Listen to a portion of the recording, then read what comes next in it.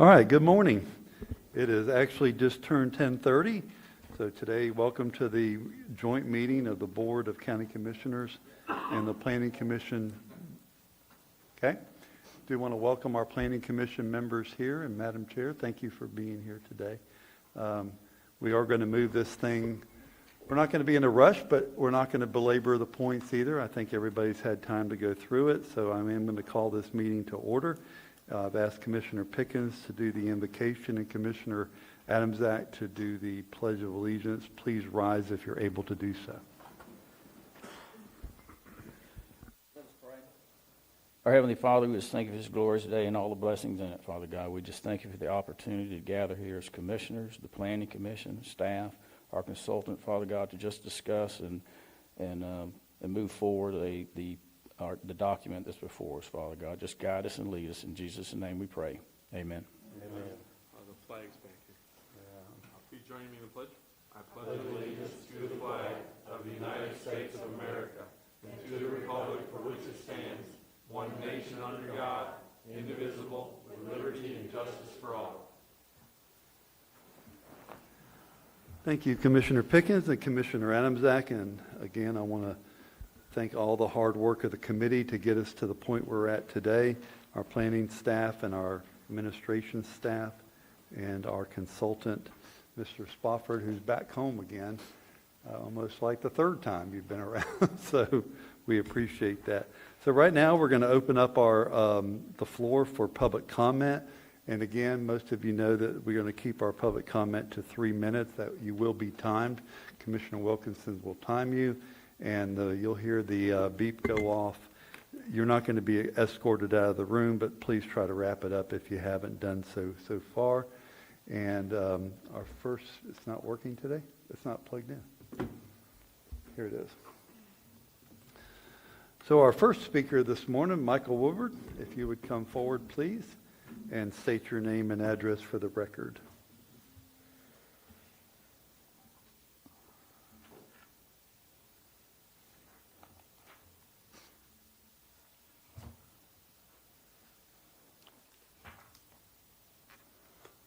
Good morning, Mr. Chairman, Commissioners. Michael Woodward, 517 South Francis Street, Interlaken. I see a laptop is already deployed here, and I want to avoid accidentally pressing any keys I should not while I arrange my notes. So if you'll give me We'll give you a moment's little more indulgence for that purpose, I'd appreciate it. We will, sir. Thank you.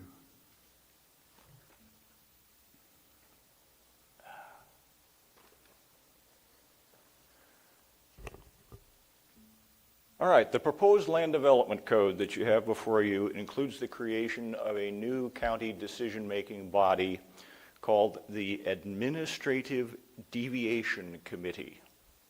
Seriously, that's what it's called. Found on page 336 of your packet, page 329 of the draft land development code. I wish to bring to your attention 4 potential issues regarding the composition of the committee, the scope of its power, public notice of its meetings, and the relabeling of administrative variances as deviations.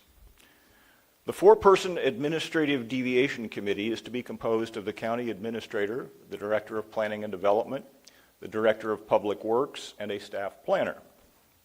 That means that given the county's current prioritization of generic administrative background over subject matter expertise when hiring department heads, only one member of the committee is likely to have relevant professional subject matter expertise, and he or she will be the lowest ranking member of the committee. Do we really think the staff planner is going to tell his boss and his boss's boss that they're wrong about something without giving serious thought to his job security in this county? It appears that the Administrative Deviation Committee will exercise all of the powers currently vested solely in the Director of Planning and Development in regard to administrative variances, plus, at the committee's discretion, most of the powers and functions that are now assigned currently to the Zoning Board of Adjustment, including deciding on variances and special use permits. It should be noted that when the current land development code was written, giving administrative variance powers solely to the Director of Planning and Development, The director was an experienced professional planner, and it was assumed that future directors would be similarly qualified. It should also be noted that the deviation committee will have unbridled discretion to choose which special use permits and other matters it wants to decide and which ones it will allow to go to the ZBOA, thus creating procedural uncertainty for applicants and the general public. The proposed code revision does provide for appeals of administrative deviation committee decisions to the ZBOA, an arrangement which does, however, add another layer of procedural complexity. The Administrative Deviation Committee meetings will be technically open to the public, but for meetings not involving special use permits, variances, or vesting determinations, the only notice the public will actually get of the meetings will be a notice posted at the County Administration Building 3 days before the meeting.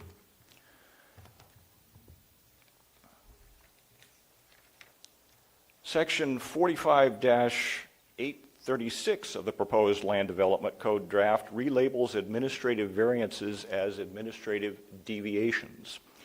However, they always were and still are variances. Deviation is part of the definition of variance, a deviation from land development requirements. A variance is a deviation, and a deviation is a variance. But variance is the term that's normally used. So why are we starting to call some variances deviations?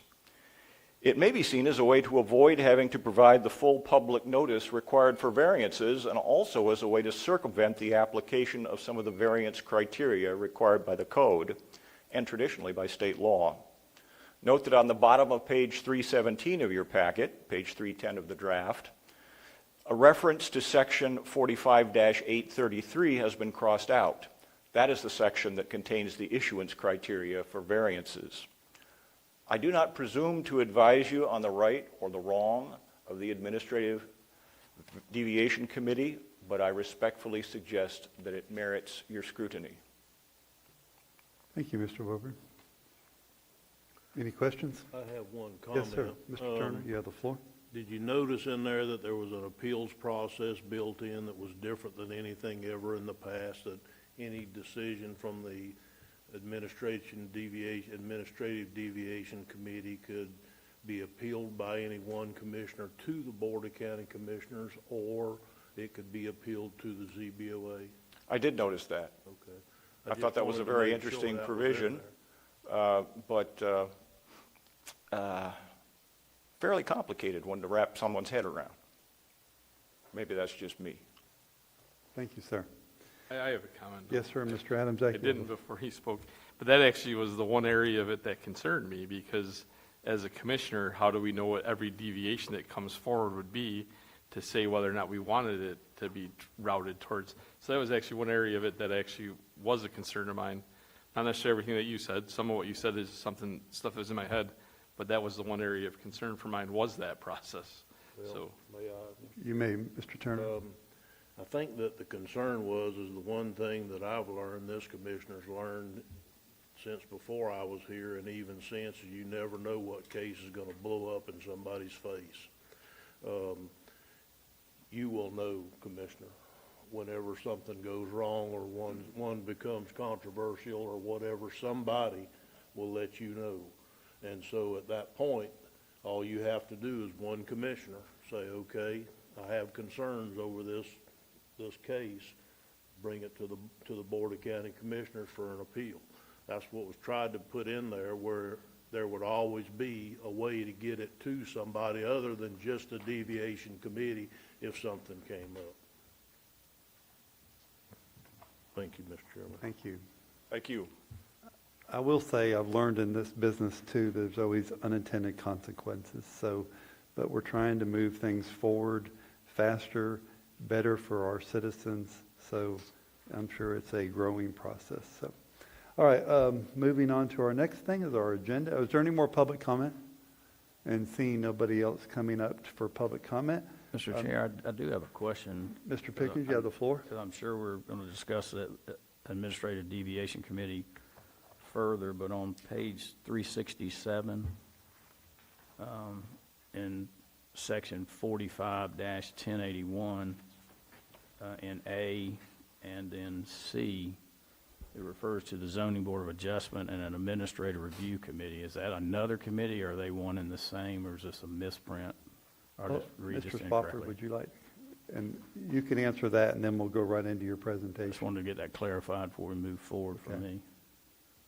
Let me go ahead and pull it up here on the screen. I believe it to be just a typo. I think it's supposed to be administrative review. Administrative review committee is administrative deviation committee. Yeah. I think that's just a typo. Yeah, if it's referring to both in this, for an administrative deviation, it should only refer to the administrative deviation committee. Good Okay. catch, Mr. Well, Pickens. yeah, it's reviewed, yeah, the Zoning Board of Adjustment or the Administrative Review Committee, so it's the Administrative Deviation Committee is what this should be, is that correct? Yeah, now there is a procedure. Now, the administrative deviation committee could, at its sole discretion, consider any variance. If they don't want to hear a variance, then it would go to the Zoning Board of Adjustment. So that may be the issue. I haven't pulled it up yet. I think that answers our question. So it's just a typo then? Yeah, Okay, so far. I'm fine. I've noted it for the record. Okay. So, Mr. Spofford, if you'll go right into your LDC revisions. And if you'll set the stage of what today's going to look like. what we'll talk about. Absolutely. All right. Well, it's good to be back in Putnam County. I see a lot of familiar faces, some I don't recognize. So for those of you that don't know me, my name is Ray Spofford. I'm a vice president of planning at England, Timms and Miller, or ETM. Are headquartered in Jacksonville with offices in Ormond Beach, Daytona Beach, and Orlando. I'm a resident of Putnam County. Live in East Placo with my wife, Sandy. And I've actually been a planner here at the county back in, and now I'm going to age myself, early 90s, from like 91 to 94. And then came back again early 2000s. Had the opportunity and privilege to work on the Better Place plan that led to the 1 cent sales surtax, and that has definitely done a good thing for the county. So I've been in planning for over 34 years, and we mostly do a lot of work for private landowners or developers. So we work in a lot of different local governments across the state, and we work with a lot of different land development codes. We have done some rewrites of land development codes. So we have the experience, but as a local citizen, you're not going to get a cookie cutter template in this code. You know, I understand the local issues more than you would get from a national planning firm that coming out of Jacksonville. So I'm going to go ahead and get started. The first important point is this is not a complete rewrite. It looks like there's a lot of changes. I will say a lot of those changes are as a result of capitalizing defined terms. We just did a full cross out of an uncapitalized term and then in a red line, underline of the defined term. And so it looks like a lot, but we really only wanted to address the most important issues. And these have been identified by staff. Over the last few months, we've met a number of times. Commissioner Turner invited us to meet as well, and he's been a part of our review process. So it's not a complete rewrite.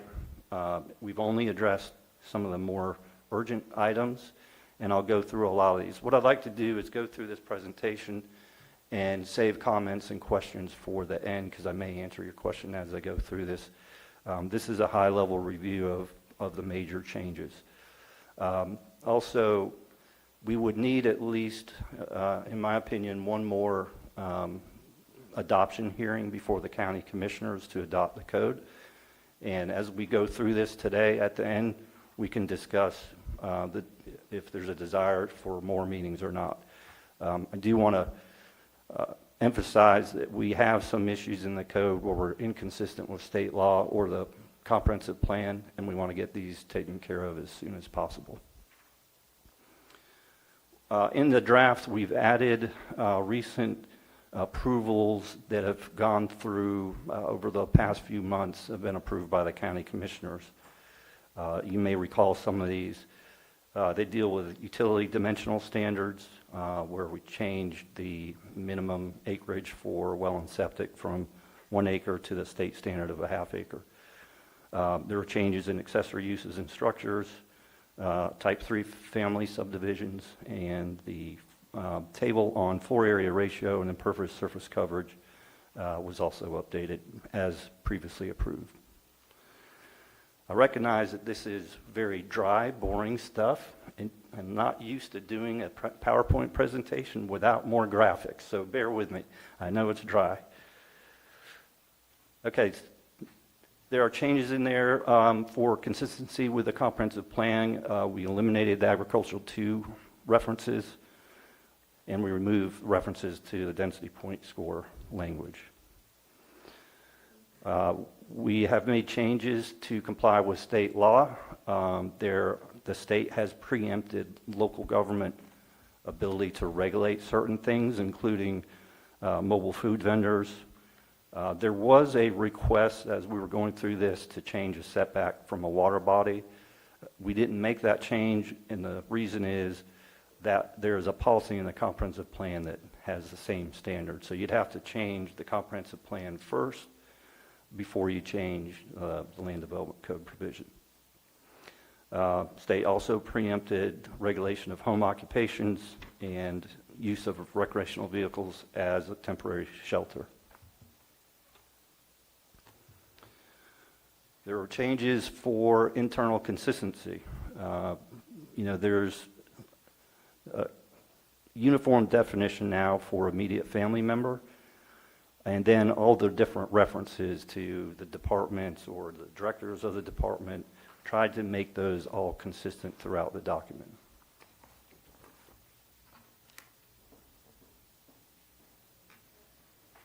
We initially didn't want to touch any of the permitted uses.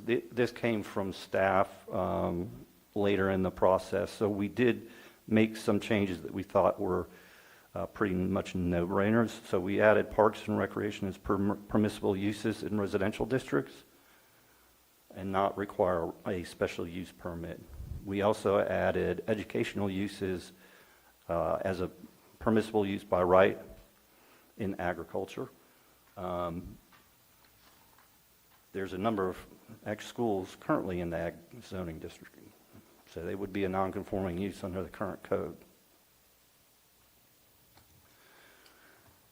For accessory dwelling units, this is really this could be a form of affordable housing, and especially for family members. We clarified that the accessory dwelling units did not count against the density requirement of the comp plan, and we reduced the minimum parcel size to be consistent with the utility change from the dimensional standards. We also clarified that you can have the typical amenities in an accessory dwelling unit, like a kitchen. So the one change we did not make is it cannot be rented out. That's still in there. So we just wanted to clarify that. We updated a number of the parking or the minimum number of space standards to be consistent with what we're seeing, in industry standards. Older zoning codes typically require a lot more parking spaces than are actually needed. We also added an alternative parking calculation that can be reviewed and approved administratively by the Department of Planning and Development Services. Because there are a number of uses that have unique parking demands that are not covered under the code. And in that case, a parking demand study could be provided to staff for review and approval.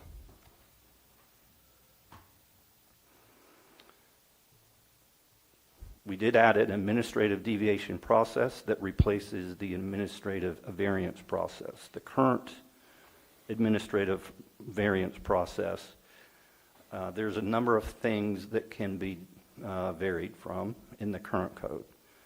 Most of those are either approved by the Director of Public Works or the Director of Planning and Development Services.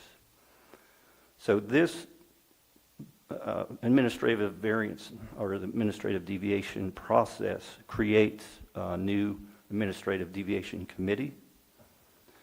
And the idea was that you would have no one single person with the ability to make all these deviations. The ADC is comprised of the county administrator or designees. I think the idea at this point in time would be the 2 deputy county administrators and the directors of public works and planning and development. And we also have a staff planner on there as well.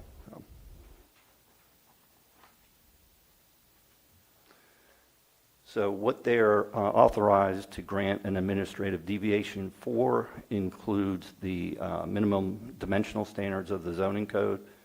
That would be things like minimum lot area, minimum lot width. Could also deviate from landscaping and buffering and screening requirements, maximum lot coverage, height, a number of the development design and improvement standards. As an example, the current code requires all residential homes, driveways to have a paved apron. I think you'll find in certain circumstances that's not necessary. Also, the ADC has the discretion to approve special use permits, variances, and vesting determinations. I will note that the public notice for an ADC to review a special use permit or variance is the same public notice that the Zoning Board of Adjustment would be required to provide. So there's 2 different public notice requirements under the Administrative Deviation Committee. If it's a special use permit or variance, it's the same as a normal variance going to the Zoning Board of Adjustment. And then the public notice is less for other types of deviations. So.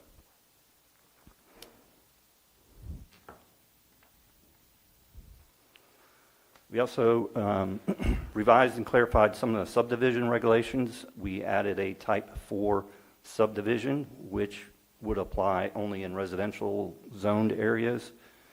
The property would have to have adequate frontage on and direct access to a county-maintained paved road. You could divide up to 10 lots.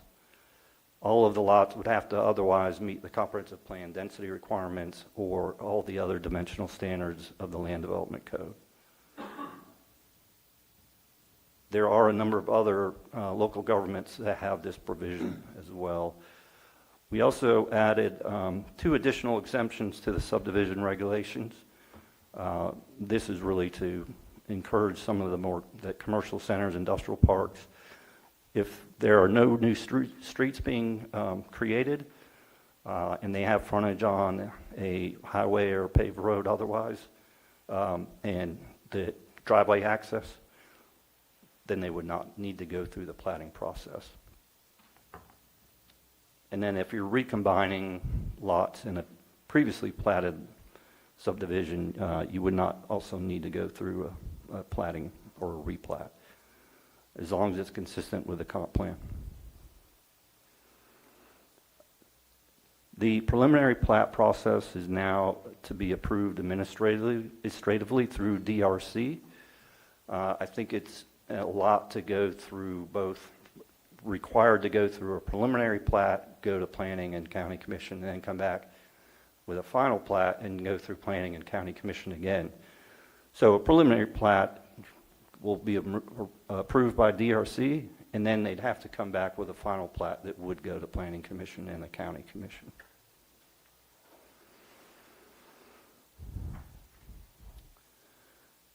We tried to streamline and simplify the development review process. The current code lists a number of application requirements. For example, one of the requirements for a plat is to provide a tree survey. Right? So we're taking all of those requirements out and creating a new development review manual. When you first establish the development review manual, that would be required to be approved by the county commission. And then any changes thereafter would be reviewed and approved by the new Administrative Deviation Committee. The idea there is that having application requirements in the code could create a situation where somebody appeals because you didn't submit all the documentation that's listed in the code. So we want to avoid that. You also want to be able to put all those requirements in a single document that's easy to review. We replace the classes of development activity with minor and major reviews. And we define a minor subdivision as a new subdivision or re-subdivision into 10 or less lots that does not create a new roadway or extend any public utilities. That would be a minor subdivision. A minor development would be any new or alteration of an existing multifamily residential or non-residential development for which the multifamily is 8 or less dwelling units and 5 or less acres. And the non-residential is 5,000 square feet or less. Got ahead of myself here. And less than 3 acres. I'm going to go through these next couple of flow charts of how each of these would proceed through the development review process. So for a minor development, a pre-application and a preliminary site development plan, which is essentially a site plan that's to scale, and the preliminary development order are all optional. An applicant would have the option to come in with a final site development plan, which, if it is a commercial building of 10,000 square feet, if it's a commercial building less than 5,000 square feet, then they could come in with engineered construction plans, and that would be reviewed by the DRC. They would get that approval, which is called a final development order, and then it could go straight to get a building permit. The same thing with a minor subdivision. Again, this is 10 or less lots. It's optional for pre-application and preliminary site development plan review. And the preliminary development order is also optional. These could go straight to a lot split procedure and reviewed and approved by the DRC and staff, and then to the building permit.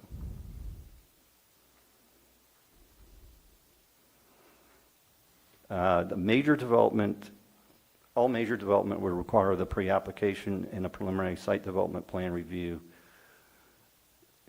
Once approved, then the staff issues an order, and then they can come back with the engineered construction plans. Once that's approved, then they're on to the building permit.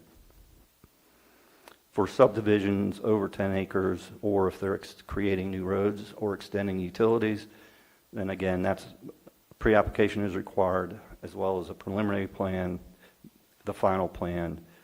And then the preliminary plan, you would also have a staff review and approval of the preliminary plat.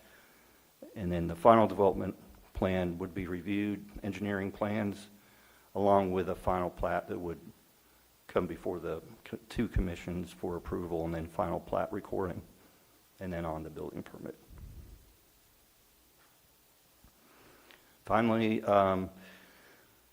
as we're going up through the code and updating sections, we realized the definitions were buried in the code. One, hard to find.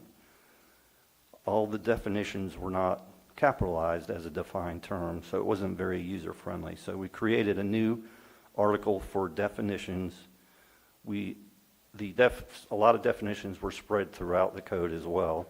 And so we moved those definitions to this new Article 13 if they applied throughout the code.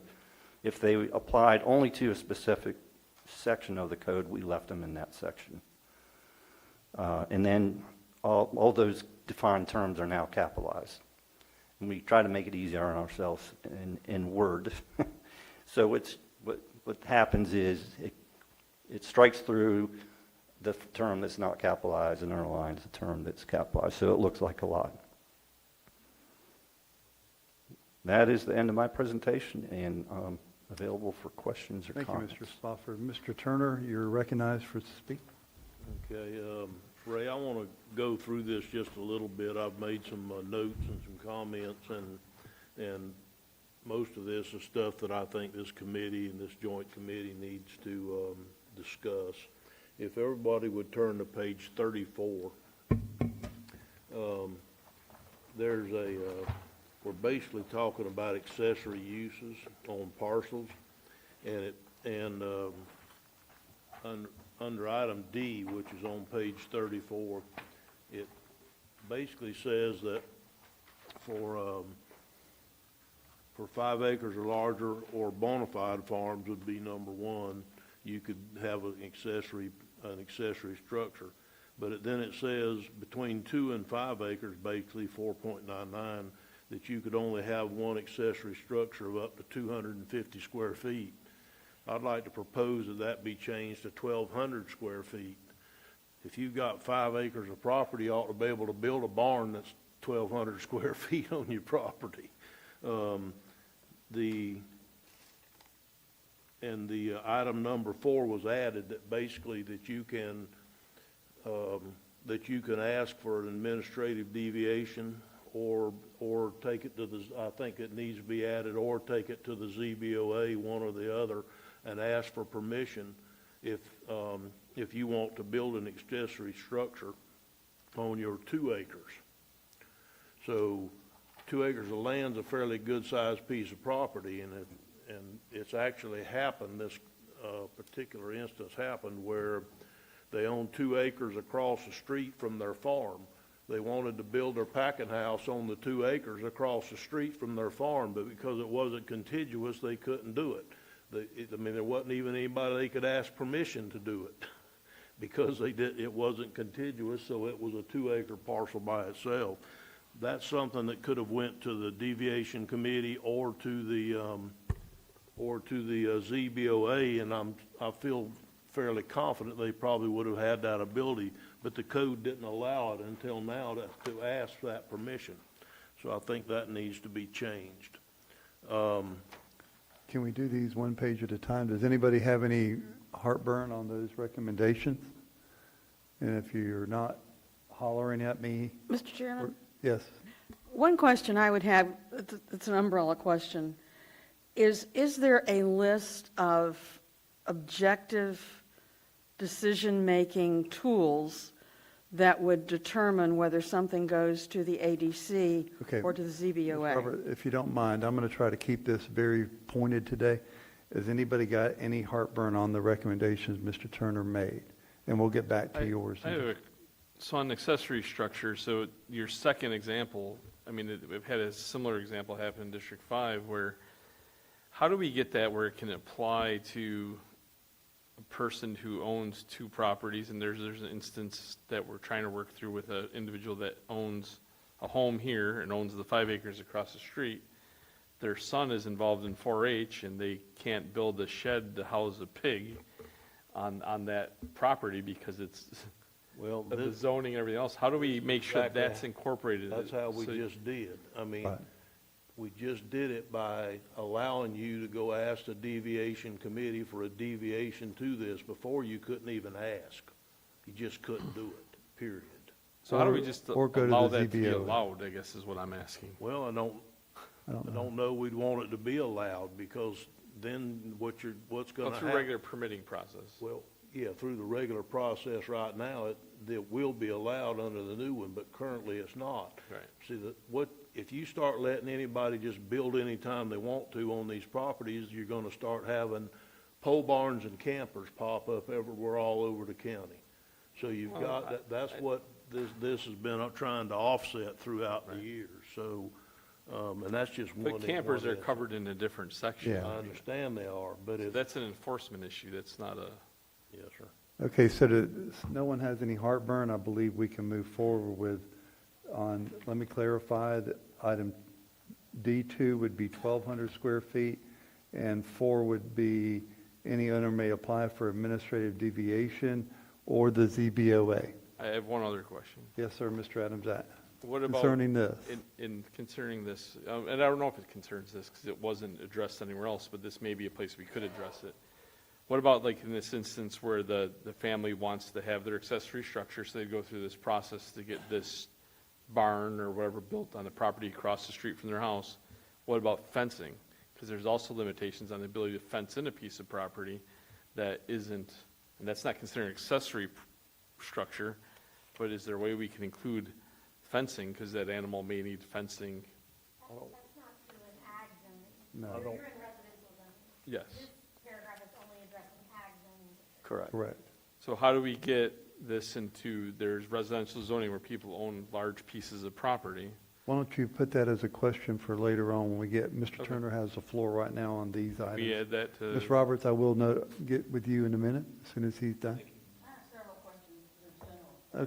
Okay, good. Concerning this page right here.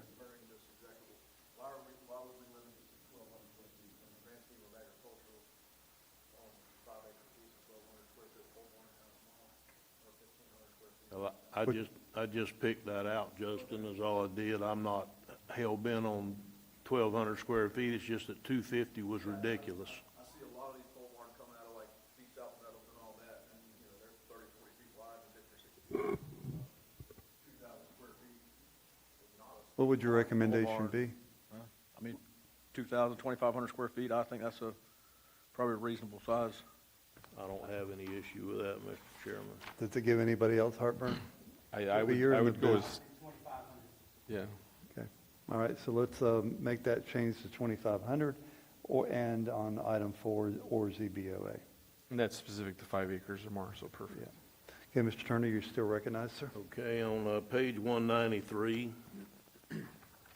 I just want to make sure that we go over that table 7.02 again. I don't think that these have been changed yet to the impervious surface, maximum impervious surfaces that we passed last year in the comp plan, along with the lot widths and stuff that was actually passed last year. So could we just make sure that we look at that? And I Yeah, think we we can had look at talked that. about it before, but I haven't seen any changes yet in that. I don't think these numbers are accurate from what our comp plan Right. currently reads. So we updated the next table, 702B, on page 198.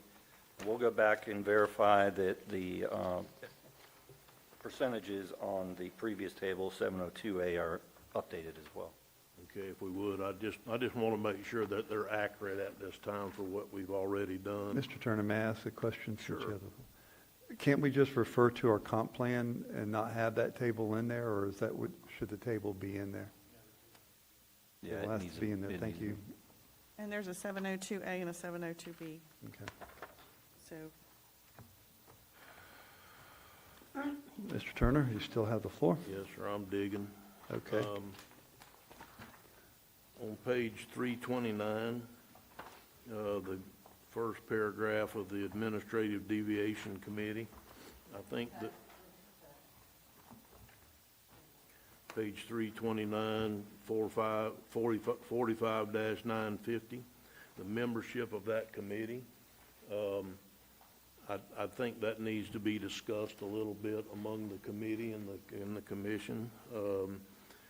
The county administrator or or his designee, the director of planning development services, the director of public works, and at the very least, we need to add in there that it's our head planner, not just a member of staff, but our, what is your title, Zach? senior, Senior planner. Senior planner? Okay, Wow. that's quite the mouthful. Did that come with a raise? He eats lunch every day. Okay, so we need to put that in there, and I think, and then it could be the designee, the Director of Planning and Development Services, the Director of Public Works, and which are the two people right now that can make the administrative deviations that the committee will now make. And so it would be basically the designee of the county administrator and the senior planner. So if we could add that in there, the senior planner. Mr. Turner, I have a question for Yes, you sir. on that, and I'm sure others do. I felt like this is one that I think was a good move, but it did give me a little heartburn. Are you saying the county administrator or designees, or because it's written as designees or designee? And I think that's important. Are we going to have 3 or 4 people designated, or are we going to have one person designated? I think the S could be struck, and it would be just Designee? county administrator or his designee. Okay. I also felt like it was a very heavily administrative committee, but I don't know, I'm with Mr. Woodward, when you said the same thing, I don't know what the answer there would be. So maybe we get up and running with it and then find out what the problem is. But that's my only 2 comments I have. Mr. Adamsack, you had a comment about that too earlier? I No? guess my question was no, I already made my comment on it, but Okay. my other additional comment on it is, how prevalent is the administrative deviation committee in other communities? That's a good question. Yeah, there are a few others. City of Jacksonville has an administrative deviation process that I know of, and then there's a deviation process in Clay County as well, I believe. Because I'm not a huge government person, so we'll say trust but verify to be nice about it. I don't like this at all based on that alone. So I just am not for extra committees and extra things, especially not that give. And I trust the people that are in the seats today, but we don't know who's going to be in the seats tomorrow. We don't know their misgivings or how great of a people they're going to be. I think this opens us up to a lot of possibilities of whether it's corruption or the visualization of corruption, any of that stuff. I just think it opens us up to problems that we don't need. In my opinion, I think it's a liability. So Mr. Chair. Most, Mr. Turner. I'm not Oh, trying to yeah. interrupt you. You're good. If I- Most of the things that are, the deviation committee is going to do is already done by one person, the administrative deviations.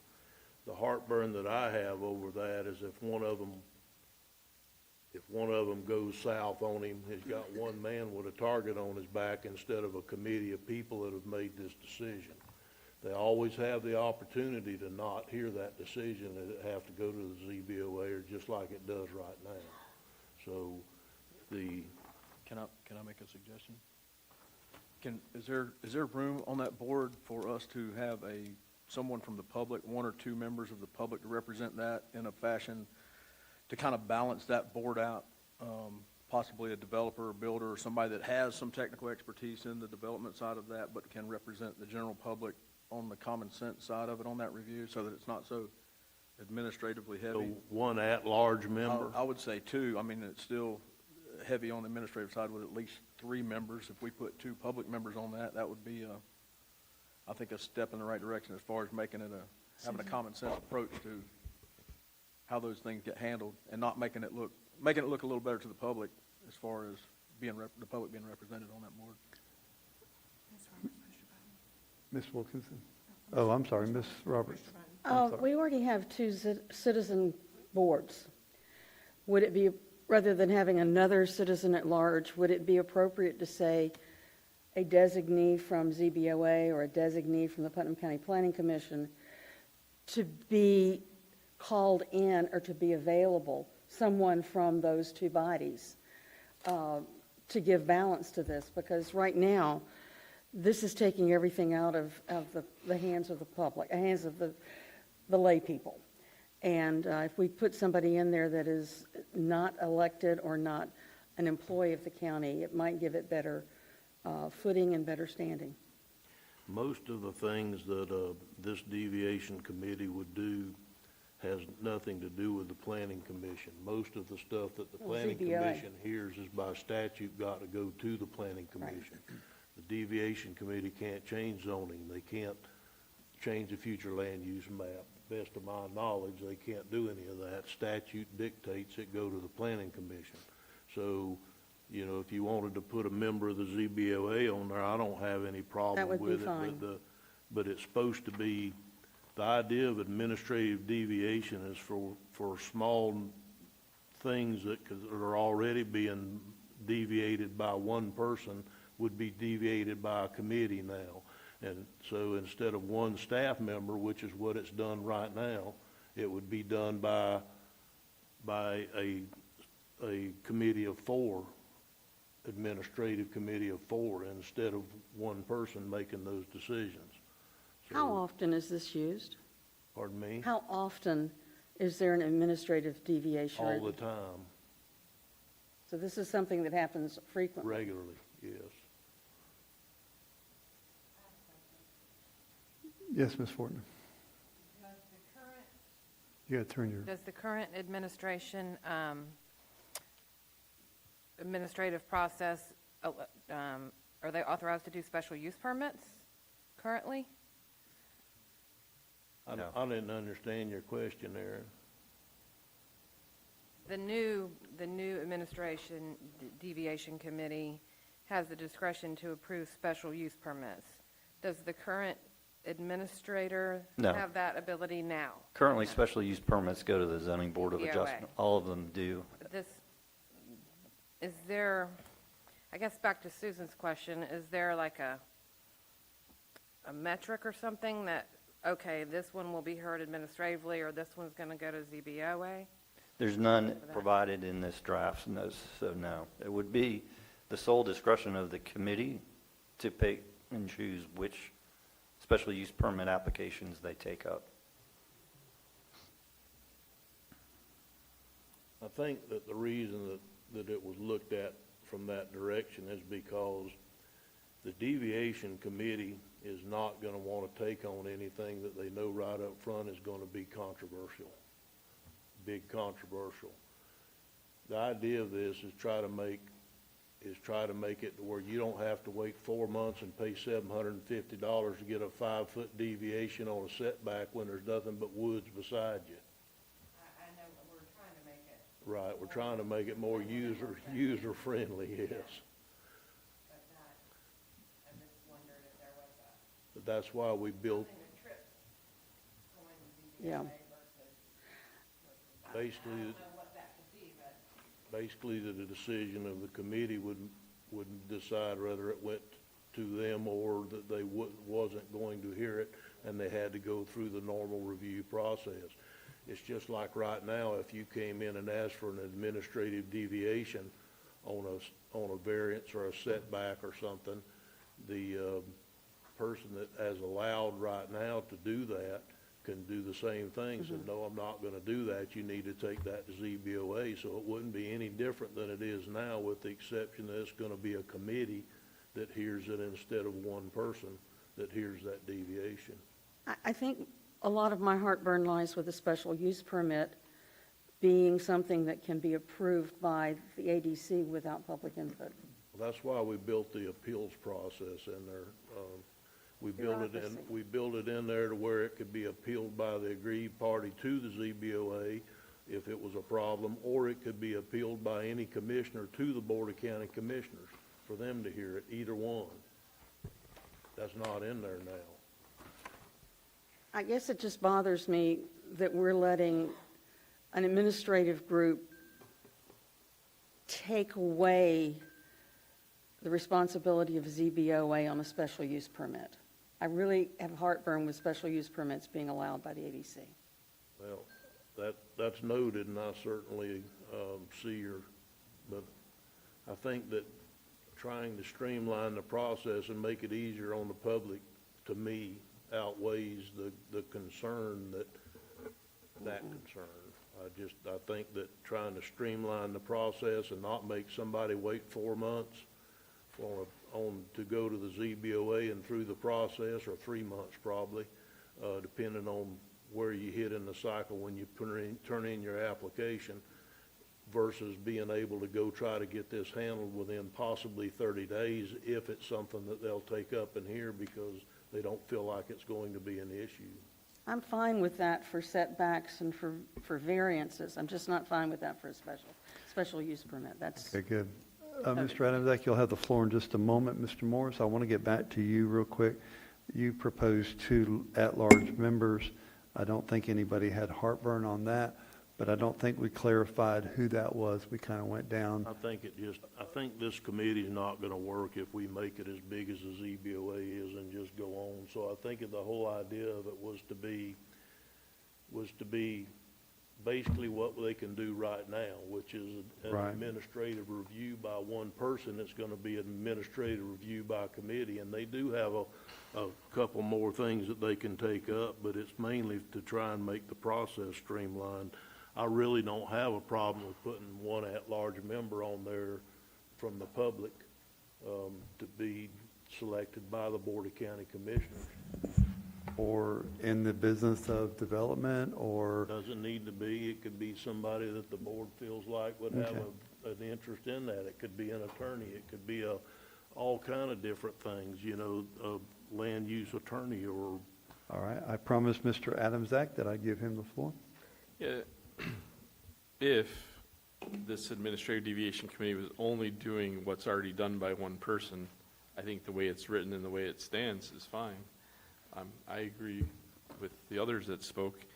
In the situations that currently go to the ZBOA, I don't think it's an appropriate use. If we have a deviation that doesn't need to go to ZBOA because it's acceptable, we need to write it as an acceptable thing, as just a use case, not have it be something that even needs to be reviewed by anyone.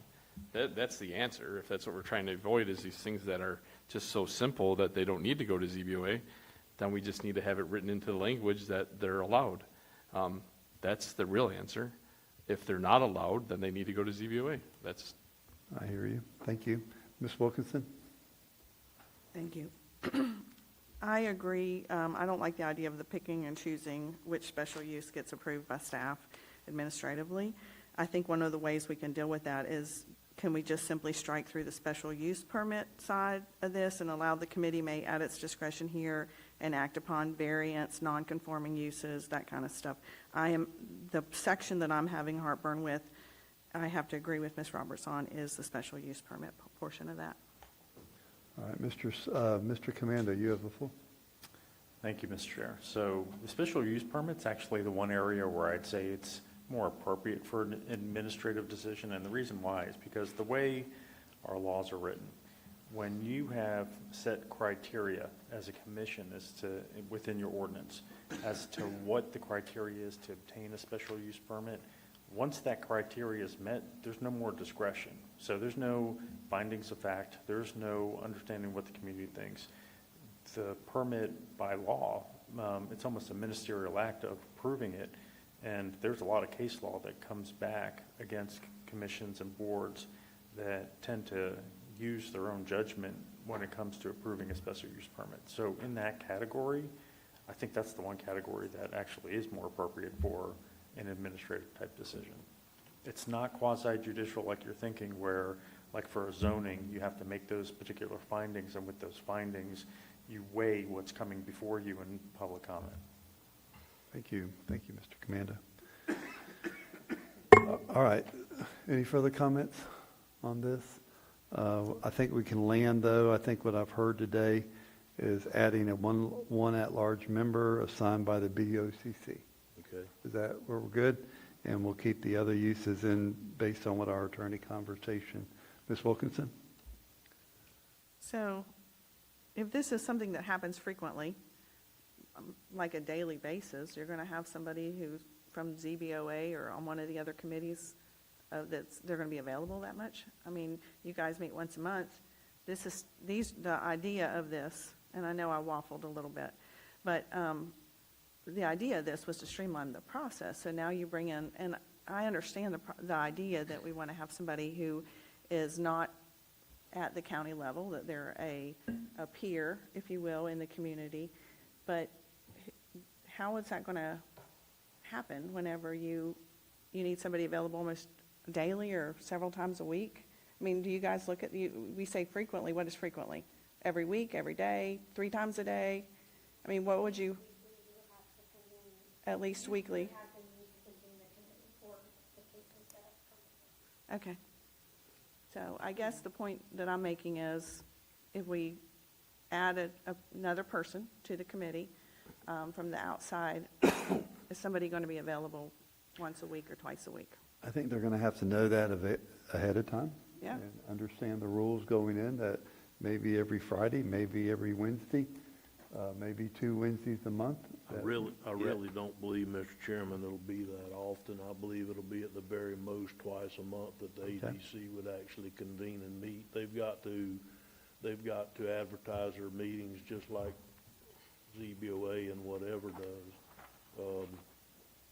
And so it does take some notice. Yeah, I would envision it being very similar to the DRC committee meetings. Could I make a suggestion? Possibly designate an alternate? Mr. Morris, can you speak up? Designate an alternate for the citizen at large on the board. Designate 2 or 3 of them, have them rotate. I mean, there's a bunch of solutions to the problem of attendance.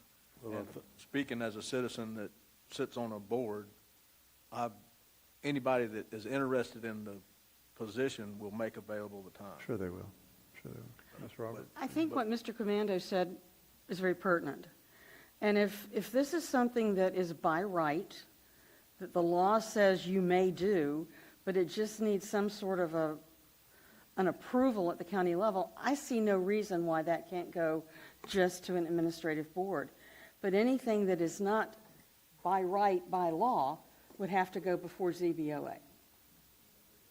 I think that's what Mr. Commando was saying, and I think that makes a lot of sense. I don't think That this that's, would be a way to streamline the process for simple situations that need some sort of approval, but the law says you can do it. So let this ADC do that without a citizen input, but then anything that is beyond that would go before ZBOA.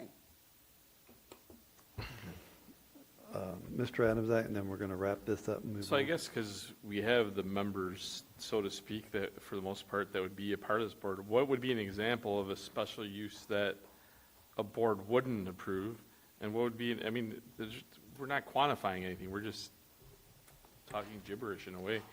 What would be an example of something that is a special use that wouldn't be decided there? And what's an example of something that would be a simple one? I guess Zach or somebody? Yeah, thank you, Commissioner Adams. Zach, I can take that question. I actually have 2 examples that we are currently, one we've already taken to the Zoning Board of Adjustment. One is going to be coming up on the Zoning Board of Adjustment. A horse in Residential 1 zoning district with 1.5 acres for 18 months as it's being rehabilitated. We put them through the Zoning Board of Adjustment for a $750 application. It was off of a private road. Don't really see any issue with that. I think that the ADC would have agreed to go ahead and grant them that use. The second one, a 7.5 acre artificial pond where the spoils of that pond remain on site on a 94 acre parcel. It's an agricultural pond that's going to be used for fish, 94 acre parcel. I don't think that the Zoning Board of Adjustment special use permit was necessary for that either. I think that the ADC would have agreed to grant that property owner a 7.5 acre pond. So what would be an example, one that you deny, that you would think needs to go? Like, do you have one from history that you really think should have went to the ZBOA? Any borrow pit. There you go. But there again, though, that's Zach. If we don't have Zach, we have someone different, and we say we approve this, that committee can go, borough pit's fine. But we got an appeals process built in to where if they make the wrong decision, it can go to ZBOA or to the board. Right now, it can't even come to the board. You're assuming that public awareness exists, and it's very limited, so, but that's just my opinion. I'm against it. Mr. Turner, you still have the floor, sir. Okay, can we move to page 333, please? The development review manual that they've got to come up with, that the county should have always had one. In item C, it says that once it's completed and submitted to the board for approval by resolution, the department will be authorized to change or modify the development review manual at any time following. I don't agree with that at all. If that was originally approved by the Board of County Commissioners, any changes need to be approved by the Board of County Commissioners, or at least the ADC. I can see so much wrong with this statement. In other words, the board go in and approve a document, and immediately it starts changing without even asking anybody, just through policy in the office, that, you know, we don't paint buildings white anymore. So you're wanting to strike that last sentence completely? Well, I want to strike following initial approval of the development review manual and make it read, the department shall be authorized to change or modify the development review manual at any time with approval from the administrative deviation committee or by the Board of County Commissioners. I'd rather be the Board of County Commissioners. Yeah, Board, that suits me I'm just with you with fine. that one, too. All right, anybody have any comment on that item? I think we're good there. So Commissioner Sherman, you still have the floor. I don't have a whole lot more, Mr. Chairman.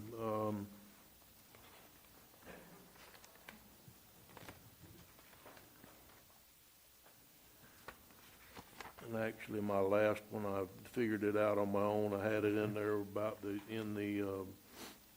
where they took the definition out of the body of the Land Development Code and put it actually in Article 13 of in definitions. They had to put in there that any material change in appearance of a structure was deemed to be development. And I took that as that if I painted my building a different color, I had to get a permit.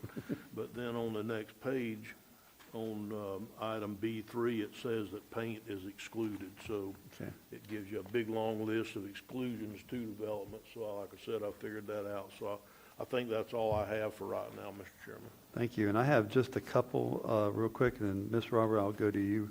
On page 45, recreational vehicle as temporary shelter, you, Mr. Spofford, referred to that we were preempted. There's a lot of preemptions that happen at the local level. I'm not going to say everything is bad. I'm just saying there's preemptions there. But in this case, explain what that preemption to me is, because I can tell you in District 4, the west end of the county towards the north and the west, we're seeing a lot of RVs being used. So what are we preempted by right there? The preemption comes in the case of a declaration of a state of emergency. Okay. So the preemption is actually on the bottom of page 47, and a permit is not required to use an RV as a temporary shelter in the case of a state of emergency for a natural disaster. So is it a state of emergency declared by the governor at that point Yes. for a natural disaster, not immigration, not Correct. something? Okay, I'm good with that. And the last thing, on the revised subdivision on your PowerPoint display, something that I've noticed, and I probably need to be cleared up on it just a little bit, the lot split section, remember that? Yes. Is that by the county or by other agencies in the county? And I don't want to be flippant. I'm just saying sometimes a lot split done somewhere else, and by the time we get it, so it seems to cause problems at that point. And I could be wrong. I don't know. The lot split procedure is a staff-level administrative review initiated by Planning and Development. And Zach, you can add to this if you like. So it would be a lot split With- that happened in this building or at Yes. Planning and Development, not Right. somewhere else. Yes. Yeah. That's the only two questions. Now, I have. believe, Jack, is there input from other departments? That's correct. Whenever we process a lot split, it's not only reviewed by planning and zoning, it's also under a county surveyor, Public Works for access, property appraiser, and Florida Department of Health. Okay, thank you. Ms. Robert, you had some questions. What page was the lot split on? That was it was in your By the PowerPoint presentation. PowerPoint. Whoop. There it was, right here under revised clarity of subdivisions. So, I think it's 45-1033. Ms. Robert, you have the floor. On page 82, we're talking about animals that may be kept, like farm animals. I think we need to add sheep. If we're going to list and enumerate animals, sheep are becoming more and more popular. I know I see them a lot in Hispanic. Sheep. Sheep, Sheep. lambs. I thought see it them a did lot say in South six Putnam. goats or sheep. Sheep. Are they there? Yeah, it says sheep. I'm sorry. Uh, It's on a different line and I didn't see it. Reese. Tried to throw a little levity there, but gave you a sheep sound, but nobody got it. You had me worried. I thought I I missed thought you that one. said geese, because I was fixing to tell you, we got No, I plenty don't of see geese. it. Tell somebody you ain't near as funny as you think you are. Six goats I've or heard that sheep. before, sir. Okay, up in A, we don't list sheep, but down in, we list it down below in, yeah. Let's just So put you just sheep- want to add it sheep in the to, list. up at add it to top. the top, under Yeah. section A? Yep. I don't think anybody has a problem with that. No. Question on that same page. Wait a minute, Mr. Morris, is that It's on referring, the same page. I didn't know if is it referring to sheep? I'm referring same to page, that section she's Yeah, I in. got that. I didn't know if you wanted to. Go ahead, I'm fine. You don't mind? Okay, she relinquished the floor to you, sir. Okay. In section 2 there, a 100-foot setback for agricultural shelters from property lines of different ownership. Some of those parcels are kind of small. I think that On page 82? on page 82. Yep, it would be section B, number B2. 2. Okay, I see it. If a place is sheltered provided must be 100 feet or more from residents of different ownership. Is that from a residential structure? Or is that from the lot line? The way I read it, it's a residence of different ownership. Does that, That does would mean, be does that from- mean residents? That would be physical- from the home, physical hou- the physical home and house, yeah. Okay. the house You itself. good? And I've run into it several times in District 5, so it has always been the structure. Okay. I'm fine with that then. Okay. Ms. Robert, you still have the floor.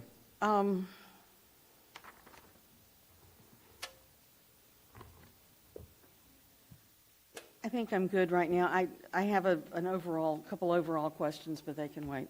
Okay, we can wait to the end. Did anybody else have anybody from the Planning Commission or board need to go page by page, or? I do. Okay, Ms. Wilkinson, you have the floor. You are recommended. All right, let me get there.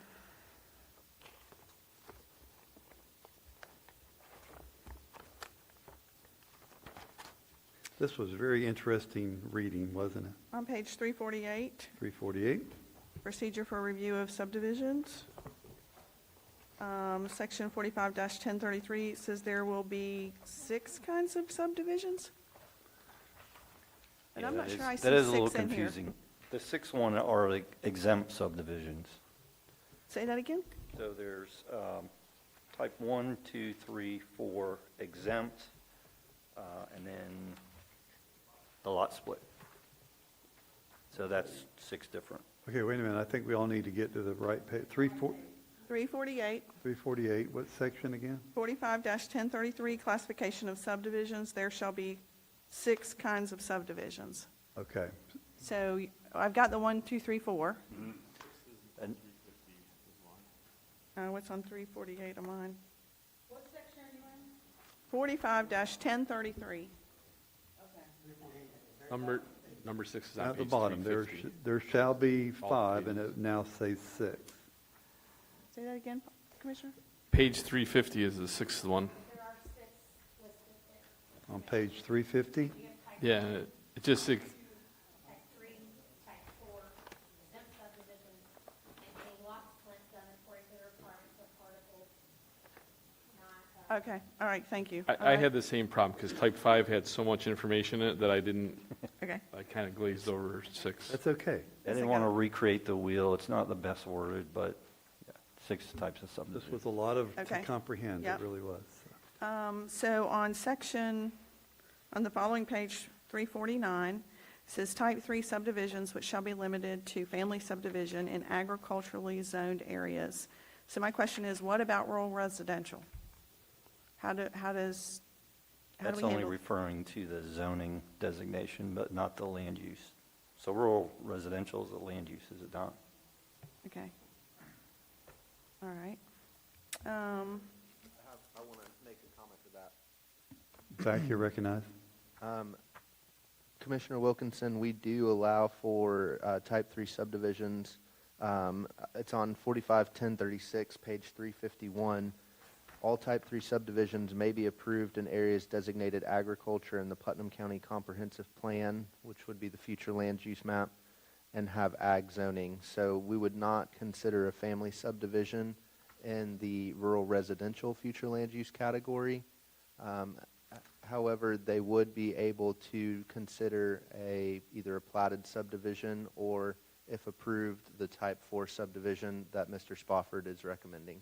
Okay, thank you for that clarity. Also on page 349, 5E, any parcel that contains 30 acres or greater. So I guess my question is, why 30 acres? Because some green belts can be 10 acres. So why do we have to, where did we get 30 acres from? Is that something that we have to do, or can we make a change? Good question. It's not a section of the code that we have changed. I'm not sure where the 30 acres came from. I don't know if staff knows either.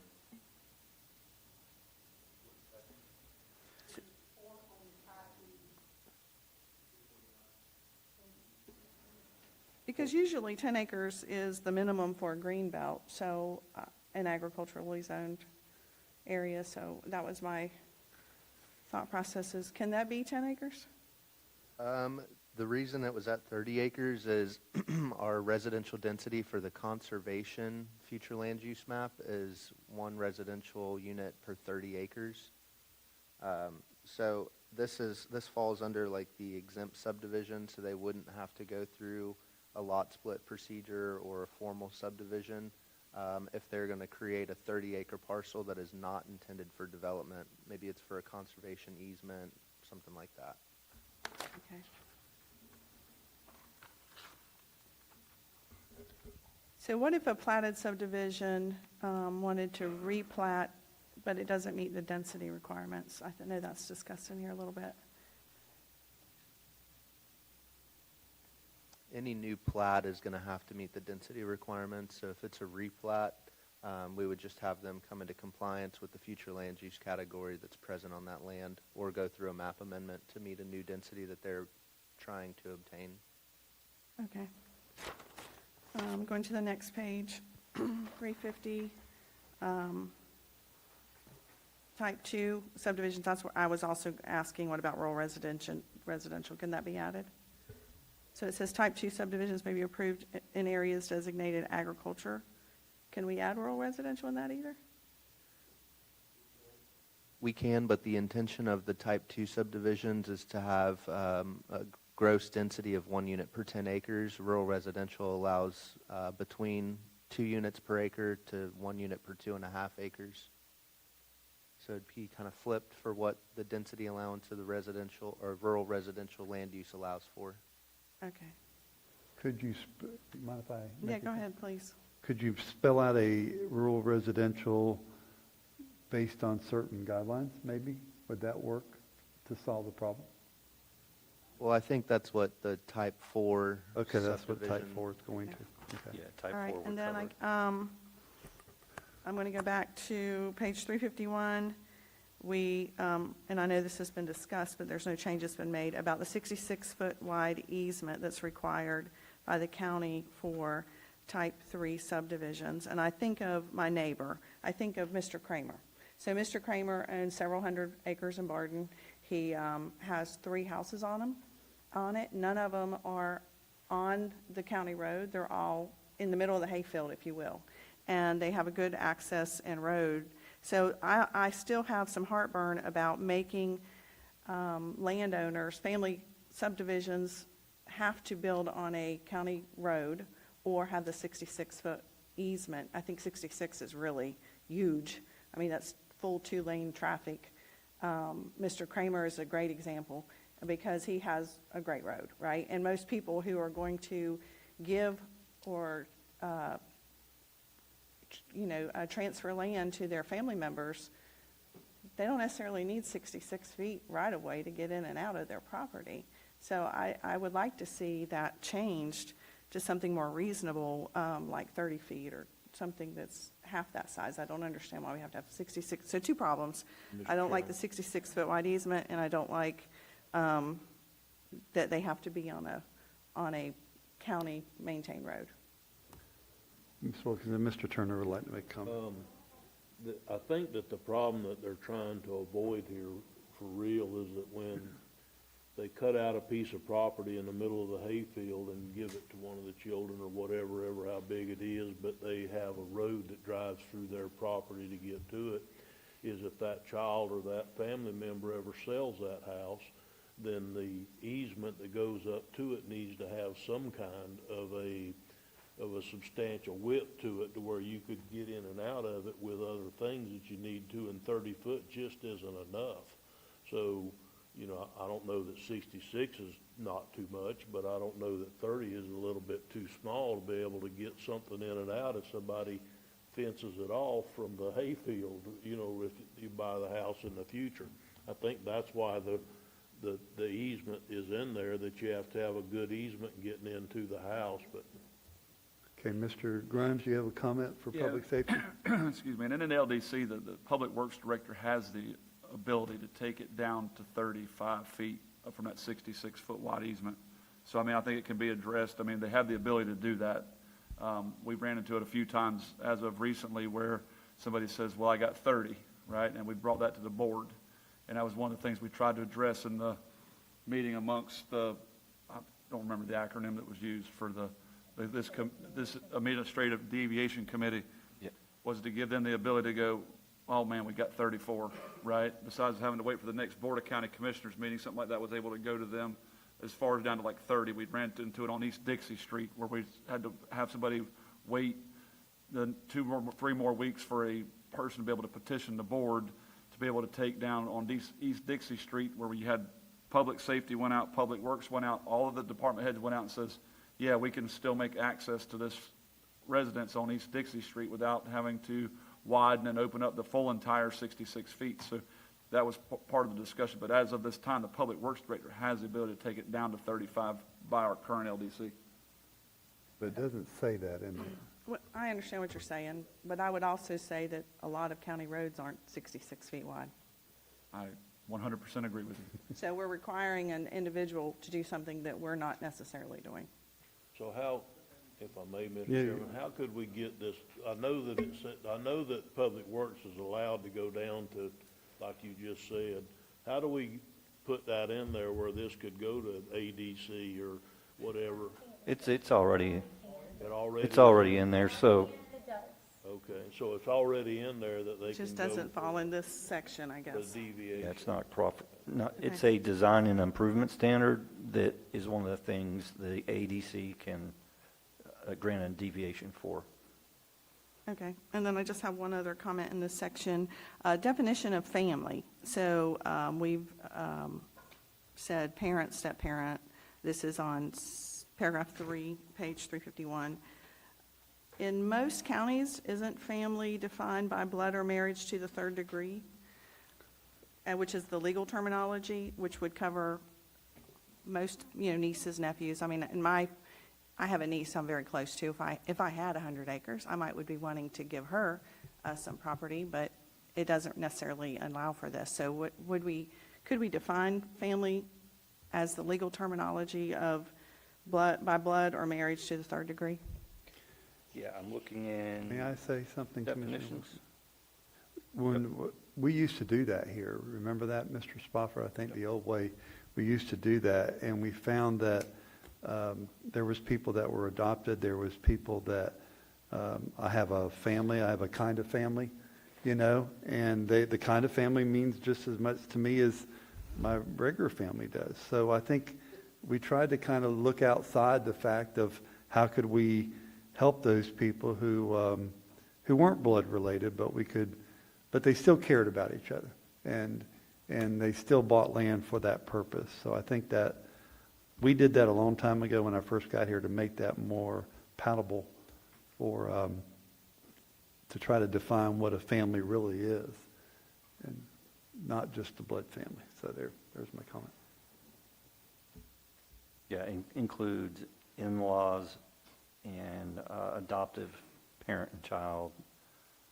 Well, again, the legal terminology of by blood or marriage would fill in, you're saying that this is more lenient? I think it's a bigger umbrella that we can bring people under, that you don't Mr. have to have blood relation to make that work. Mr. Chairman, if I may? You It's may. also the family that's listed in the LDC is the same family types that's defined in the comp plan, so we would have to do a text amendment in order to mimic the two. Okay, all right, well, that clarifies that. That's too much work. There, you don't require genealogical reports. Right. Okay. Okay. Let me see if I have anything else. One other. Mr. Suggs, you have your letter? Yes, sir. We've already moved on from it. I just wanted to clarify the 66-foot right-of-way.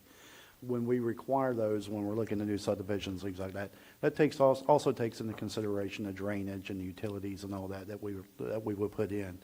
You know, that's why we have the ability to go down to 35 for these certain types of lot splits and things of that nature, because those won't necessarily be required. But when we're looking at subdivisions, we look at utilities and drainage. Okay. Mr. Wilkinson, Mr. Pickens has a comment on consent. You have a comment? Oh, no, none of yours. I've got Okay. a couple Oh, okay. questions. When I'll it put gets you to back on the Planning Commission. I'm sorry that you don't have lights over there, but Ms. Roberts, you do, so. But you're Matt Reynolds right now when you hit that button, so. I didn't mean, it was flashing when you tried to turn it off. That's fine, you're fine, you're fine. Ms. Wilkinson, you still have the floor? Thank you. On page 352, relocation due to an employment or educational opportunity. What happens if somebody gets sick and they have to move to Texas because they have a major illness, and so they need to be closer to the hospital or something like that? So this allows for that exemption of the relocation, but I feel like it needs to be a little bit more widened to allow some other leniency. Do you see what I'm saying? Yeah, is that in section C and D? The Section D. Section D, relocation, so this is under still family subdivisions. Yep. So we've got employment, educational opportunity. And I would like, or health reasons. I think there should be something added in there, because somebody could certainly have a major, illness and have to move out of state to a closer hospital. What you're saying is, if I may, You Mr. may. Chairman, you want, on D, you're saying you want to add health, employment, or educational opportunity. Yes, or health reasons or whatever. Yes, sir.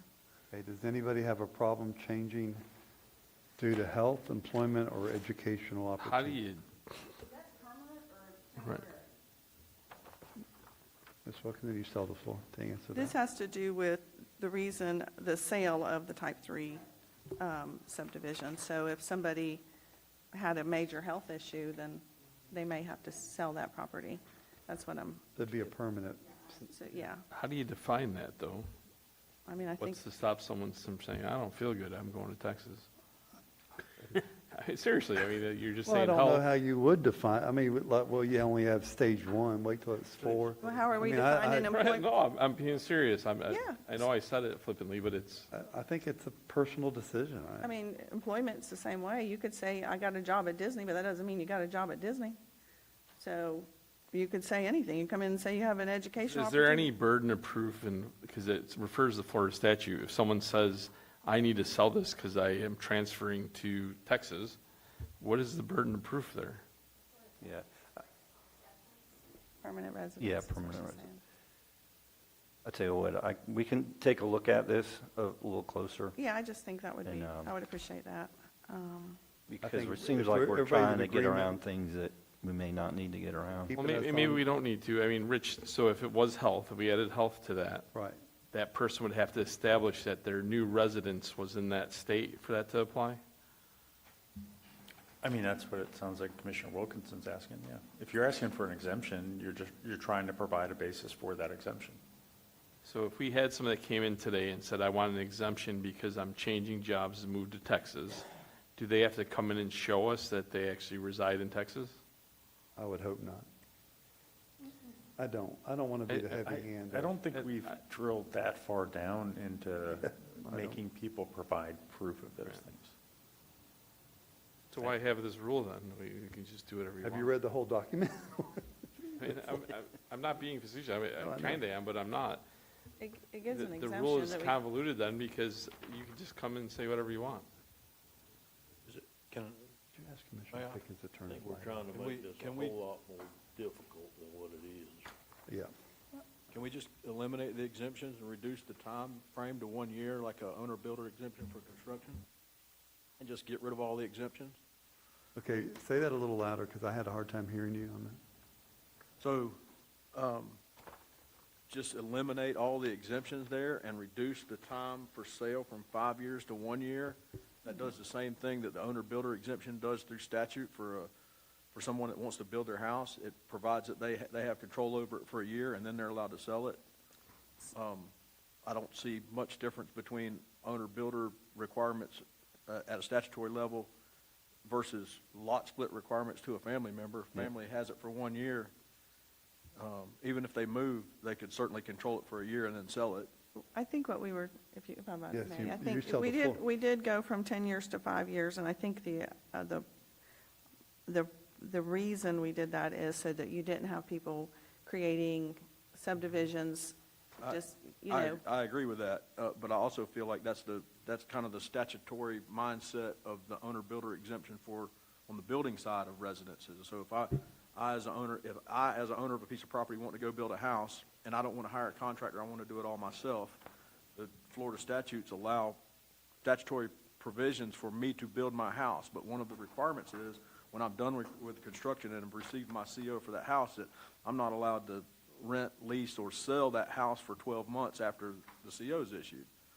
But So from the standpoint of the state not wanting homeowners to be general contractors, it follows that the same kind of thing should follow to the property side of that. So if 1 year is good enough for me to be able to hold a house and the state not feel like I'm being a general contractor with it, it kind of falls to I feel like it would apply to Family, this situation as well. If I, as a family member, want to give it to my kid, and they want to build a house on it or whatever, then once they've owned that thing for a year, if they want to sell that property, I don't see an issue with that. but it's So, not the same Mr. thing, Chair? Justin. No, it's not. What Commissioner Wilkinson is the actual basis as to why you do it. So this is an exemption that allows to circumvent the lot split subdivision requirements. So in doing that, what happens is you run the risk of allowing what are called legally non-conforming lots. And then by virtue of this exemption, you're allowed to build on them even though they're legally non-conforming. To shorten that period of time, you run the risk of having a lot more legally non-conforming lots throughout the county. So right now, we're just going to change the word health in there. Okay, Commissioner Wilson, you still have the floor. that's all I have. Okay. Mr. Pickens, you had a comment? Yeah, thank you, Chairman Harvey. On Mr. Spofford, back to the home occupation, I guess it's home occupation, occupied businesses. On page 37, I guess what you were saying is that we've been preempted by the state, and they give us the, I guess, regulations of what is allowed and what is not allowed? Yes, they did. So this language is almost word for word from the Florida statute that preempted the regulation of home occupations. Okay, all right, so what I thought. And with this to planning and zoning, it really, does our codes enforcement people, department, is that who's going to enforce something like this? Yeah, they would be required to.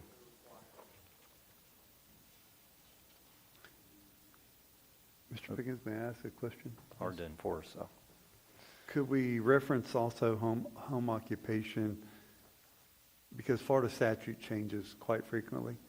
So maybe we could just in definitions say see Florida statute or whatever. I mean, we can list some of the ones we know now, but I can guarantee you it's going to be more and more coming up. We can add a statute reference there, yeah. Okay.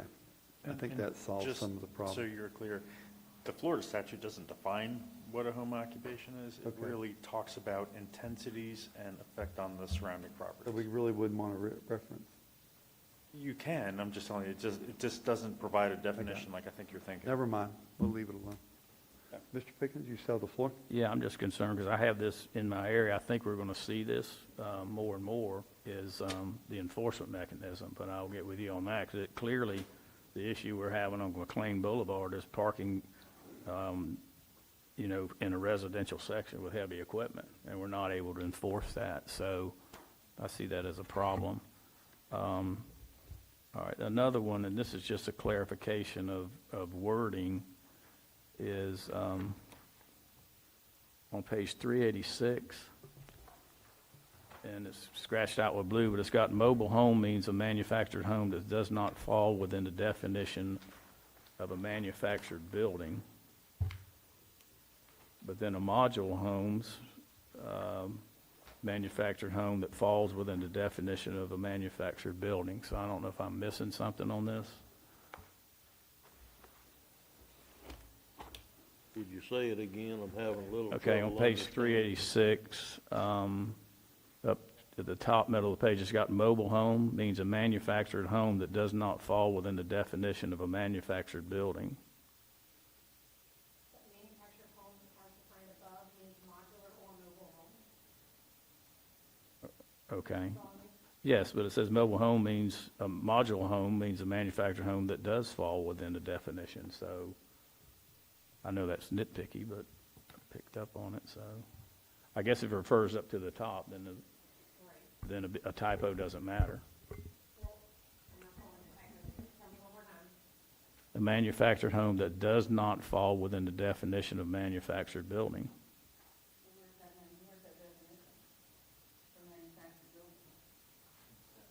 In statute 553.36. Okay, so I guess I'm misunderstood as a mobile home is not a manufactured building. It's not a modular home. A mobile home is not a modular home, even though they may look exactly the same. That's right, they're not. They are not the same because it's some kind of all that's the difference between them basically is the sticker on the door and the way that they actually, It's who reviews the construction. pardon me? It's who reviews the construction. One's done by DMV, the other one's held to the Florida Building Code. Yeah. But they're two different entities altogether. Even though they may be exactly the same, they're two different entities. I mean, two different things. Okay. All right. Thank you. That's all I got right now. All right, does anybody else have anything? Okay, I think we covered a lot of ground. Mr. Morris, you have something? Oh, I'm sorry, were we going, Yeah, we can. on page, I do want to ask a question, though. It is 12:02. Do we have a lot to go through, or? one thing. Okay, good. On everything I have That's except fine. one. Page what, sir? Page 80, no, I'm sorry, page 38. 38. In section 2 there, under special use permit, they have crossed out, with the exception of bona fide agricultural uses for agricultural zoning district. Don't believe that needs to be omitted. I'm kind of against anything that limits agricultural use stuff. And it looks like they're being, I don't know why that was omitted. We'll check. That's number 2, special use Two, permit? yes, sir, Okay. under special use permit. Anybody know why that was struck? 38. 38, number 2, special use permit. They struck with, special use permit with the exception of bona fide agricultural uses in agricultural zoning districts was struck. Why was that struck? Zach, do you have any idea? I'll look into it. I'm not sure why it was struck either. It may have been a typo. Okay. So it might have been a typo. Thank you for catching that, Mr. Morris. Well, could we unstrike that one? Yeah, let's unstrike that. I think the group decides that. And that's the only comment you had? Yes, sir. All right. Ms. Roberts? I know, Ms. Roberts, you have the floor. You had a few comments, and then we'll wrap this up. Okay, so we're wrapping up toward trying to get to a vote? Is that where you're going? Or what are you proposing we do next? Well, let's hear your comments, because I Okay. think we got a lot further than what I intended today, or I thought we would get. So then we'll refer to Mr. Spofford as what's next after that. I guess one of the concerns I have is that this is not a complete review of the LDC. Right. We have had things come before Planning Commission that we have deferred text amendments on, saying that they would be addressed when we did the revision of the LDC. And I think, Mr. Morris, you are eminently familiar with one of them, was the whole issue surrounding mobile sawmills. I had that noted in here, but I didn't bring it. And, I mean, that's something that we had said specifically, and it was in our motion not to handle it, was that it would be handled when the LDC review was done. So I think there are probably other instances. That's the one that comes to mind because it's the most recent in my memory. But I think it's something that needs to be addressed. Have you had any other, I'm pretty sure we have, because when we started doing the comp plan, working through that, we would come upon something that, well, that's in the LDC and we'll address it at that time. This is mainly procedural that was changed. It wasn't any of the nitty-gritty about what can be done where kind of thing. So I'm concerned about that. And I'm going to go ahead and just throw the... let me say this real Yeah. quick. I think if there's things that is causing the Planning Commission or the Zoning Board problems, we need to be aware of that, and that needs to be dealt. If you're saying we're going to deal with that at the LDC, this is the day to do that. Right. So... And that's the one that comes to mind right now, but I know these are things that have come up and been noted in minutes through the years. I go back 12 years. But that's one of the issues I have. And I'm going to go ahead and say the 500-pound gorilla in the room. The Planning Commission had no input whatsoever into any of the updates in the document. We got the document 2 weeks ago. This concerns me because with the comp plan, we did a thorough review for you, and we brought it back to you with a lot of revisions in it. I'm not proposing that we stall this process. Maybe we adopt this one today or begin the process of adopting this one, but then set a deadline when we're going to go through and do a more thorough review of the document. And do it as this document defines. The Planning Commission shall bring this to the County Commission. I understand the logic and the reasoning, and I understand one of the reasons why we weren't that involved with it is because I was unable to be a part of anything a year ago. But I'd like to see us go ahead and put in writing and let the County Commission charge the Planning Commission with doing this within, not going back and changing major provisions, but going through the details and getting down into the weeds. Okay, but I want to say this. Not everybody that's sitting here today has been involved in this either. So I had to painstakingly go page by page like a lot of us did. We did. And fall on the sword where I thought it was necessary. I think Commissioner Turner did an excellent job this morning going through the pages that he did that he remembered brought concern. I remembered things that brought concern. Commissioner Wilkinson remembered things that brought concern. So I think now if you want another bite at the apple, go back to the Planning Commission and say, do we remember the things that brought us concern? And we'll be glad to entertain that. We're trying to make a document that's going to work and going to streamline government. And that's my opinion of this document. Okay, I appreciate that, and I understand that, and Okay. I'll go along with you on that. My other question is, did we resolve the issue of special use permits being handled by the ADC? Yes, we did. Are they going to be handled by the ADC? They are. Now, a lot of us didn't like that. But what Mr. Commando said, I think, was good language to insert in I there. think so too. Okay. Yeah. Okay, Mr. Turner, you got a comment you wanted to make?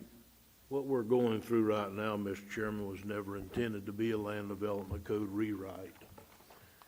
I've been here 6.5 years, and the first meeting I had when I walked in the door, I started chirping on we need to rewrite the land development code. Yep. That sounds like it's real easy, but it's 6.5 years later, and this is the best I've been able to do. I know it's a hard So, process. No, I'm great. If you want to, this commissioner would love for you to take it up and go page by page and go all the way through it with whatever recommendations you want to come up with, but that's not what was intended to be done here today. Okay. It was to change a couple of things to make the code more palatable. That's what we're And trying to do. user-friendly. I And it understand took that. 6.5 years to get to this today. 6.5 years. I know the government works slow, but that's like real slow. Trust me, So- sir, I understand. The whole idea of having a joint meeting today between the county commission and the planning commission was because this is not a major rewrite. This is just certain things that we're trying to move forward. We were hoping that we could maybe get the planning commission to go along with the changes that were made today with the discussions and the revisions that were made today and move it forward to the county commission for discussion and possibly approval. And if you want to take up the land development code, God bless you, I'm there for you, Miss Roberts. But like I said, I've been trying 6.5 years, and this is as far as I've gotten. Okay, Mr. Adams, I get a comment about that. It's very similar to his, and it's a balance, I guess. I think you guys should definitely bring to us anything that you think needs to be changed. I have no problem if you guys want to take beyond this and take that up. I think that's a great idea. I don't know if you have the cycles or the will for that. That's all I'll say to it. You said most of it. All right, good. Ms. Robert, anything else for the good of the order on this? I would just like to know what we haven't had a chance to discuss get it. any of this, but this is probably not the forum for that. Well, Mr. Robert, what's next now? Tell us, based on what you've heard today, tell us what you perceive as what's next. Well, if we get a recommendation. Well, part of this will be a deferral to your county attorney for the required, adoption hearings. I would think at a minimum, we have to take your public comments today, revise the code, and have another adoption hearing likely next month. Another- Yeah. Yeah, so back in June, we'll have another adoption hearing that'll come back before the Board of County Commissioners Correct. at that point. Yes. Okay. What about if there's any really major things the Planning Commission want to bring up that they felt problems, can that be incorporated? Well, I would encourage any planning commissioners to provide me any comments, like the mobile sawmill. I'm not sure what that issue is. If you want to provide me information, I'd be happy to look at it. I would just, Mr. Morris has extensive information on it. Hang on, we're gonna, hang on. Mr. Turner? We- Okay. we- Horsepower situation, and The some sound. of the commission members of the planning commission didn't understand horsepower and how much big a motor is at 100 horse or 25.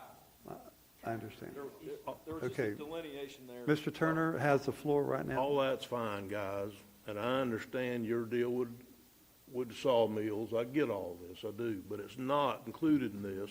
Mr. Spofford was hired to do a certain thing as a consultant. All the things we're talking about doing is outside of what we hired him to do. So if you want this done, you need to talk to Zach and Brian, and it needs to go through staff and channels for land development code changes.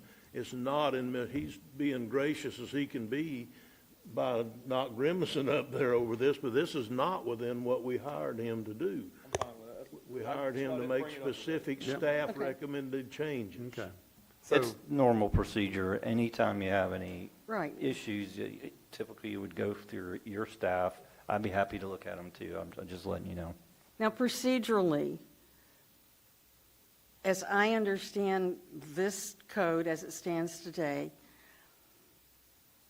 before we can move on to that second hearing, Planning Commission is going to have to vote to recommend that this document, as amended today, be approved, and send that to the County Commission. The County Commission is going to have to vote to adopt what we send, and then it goes to the second Board of County Commission meeting, right? Yes, I believe that is correct. And that's what's up for discussion today, correct?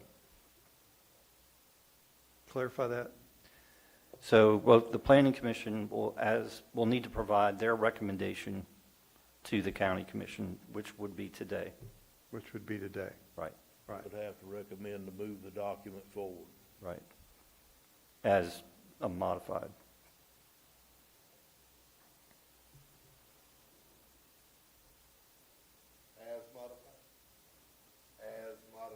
as modified today through the discussion. with the changes we made today. All right. So is the planning commi,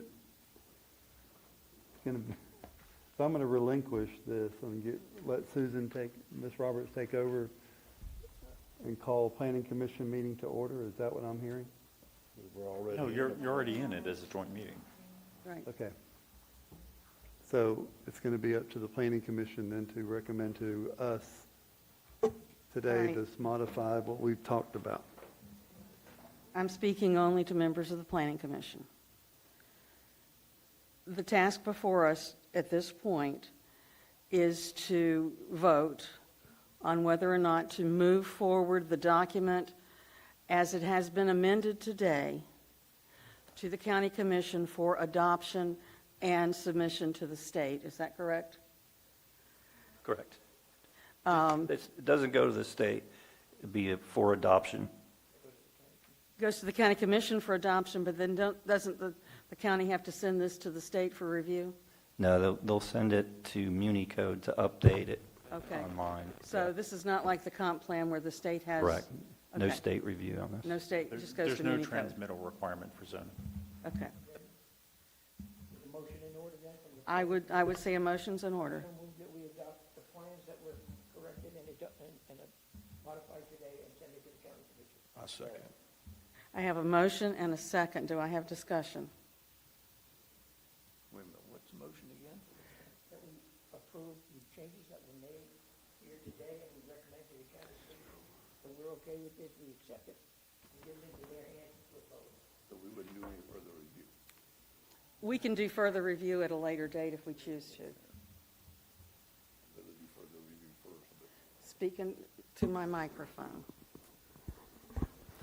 Seems a little backward to me to approve something today that the planning commission really thinks that we should be doing a little more review on. You know, we were given 2 weeks to look at this thing. And frankly, I'm a working man. I didn't have a lot of time to devote in 2 weeks to really going through this as much as I'd like. I really think we deserve that opportunity to look at it one more time before there are any votes taken. Okay, everybody heard Mr. Hafner. Are there any other comments? Okay, hearing none. Are we ready to vote? Let's do a roll call vote. Mr. Hodges? Yes. Mr. Morris? Yes. Mr. DeSantis? Mr. Froelich? Yes. Ms. Fortner? Yes. Mr. Hafner, no? I will vote yes reservedly. Thank you. Okay, so we got a recommendation. You know what we're going to do. We'll have another meeting in June to take the recommendations of, Don't you all have to vote on that today as no, we're going to vote. first vote? No, it's going to come to us in June. You So don't we're have to do two votes on this? No. No, we're good. All right, so next item, clerk of the court's not here. County attorney, Mr. Commando. Nothing additional, thanks, sir. County administrator, Mr. Sugg. I have nothing additional, sir. And any commissioner comments from the Board of County Commissioners, Mr. Adamsack? Mr. Turner? I have none. Mr. Pickens? Ms. Wilkinson? I would just like to say thank you for bringing the family subdivision forward. Thank you. And I want to say in my final comments how much I appreciate the Planning Commission joining us today. And I want to thank Mr. Turner, Commissioner Turner, for all his hard work, along with our staff to move this forward. Mr. Spofford, thank you for your hard work. I know it needs some more, but we'll get to that point. But thank you very much, and we appreciate it. If there's no further comments. Chairman. Yes, sir, Mr. Turner. I appreciate the accolades, but the heavy lifting here was done by staff and Mr. Spofford, our consultant. I just attended a couple of meetings. is all Thank I you. did. This meeting's adjourned. Thank you.